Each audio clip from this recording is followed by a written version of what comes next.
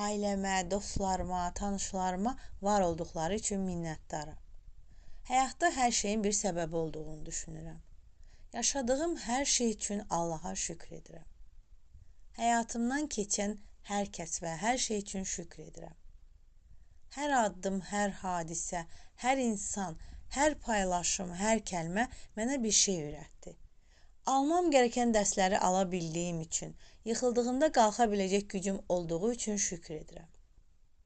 Həyatımdan keçən, həyatımda qalan hər kəsə mənə öyrətdikləri hər şey üçün, mənə güvənənlər üçün, məni olduğum kimi qəbul etdikləri üçün təşəkkür edirəm.